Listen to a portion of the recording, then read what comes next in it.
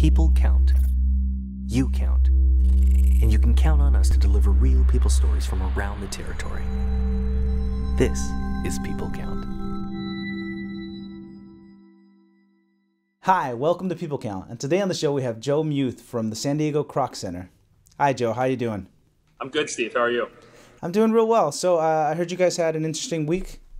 Absolutely. It was a really exciting week. We were offered a hockey camp for campers here in San Diego. We partnered with Hockey Ministries International, which hockey camps across the globe. And what they do is they partner with professional athletes that come and teach hockey skills along with preaching the gospel of Jesus Christ. So it's a perfect merge between our missional goals and also our programmatic goals. This whole hockey thing, how did that kind of come about? Is that something you guys have been doing every year, or is it just a new thing? Honestly, there was a personal connection for me. I've worked with Hockey Ministries International for, close to 2 decades at this point, and I knew it would be the perfect vehicle to be able to integrate the gospel into hockey. I mean, hockey is really just the hook to get the kids to the door, and we get them on the ice. We had about 50 campers this year, and we had 6 professional athletes, 2 of which from our hometown San Diego Gulls that have been very active within our center, putting on skills clinics or just dropping in for a regular practice.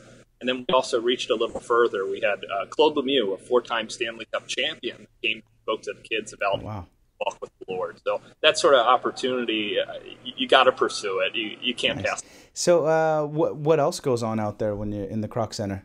Well, the Kroc Center is an enormous campus. We've been very blessed, 12.4 acres from east to west. We offer everything that you can think of, from ice hockey programming, basketball, soccer, dance, theater. It's a great place for all kids and, quite frankly, the entire family. What would be your favorite moment over the last 7 years? Is there something that's kind of stood out to you that's really kind of either impacted you or left you with this kind of like, this is really God working, you know? Sure. Well, I'll take a recent moment, since we're talking about hockey, to be able to tell you about that. At the end of each day at camp, we have a chapel service.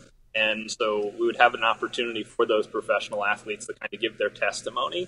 And one of the analogies that I love that they use the most, and in hockey, if you commit an infraction, if you commit a penalty, you have to go in the penalty box.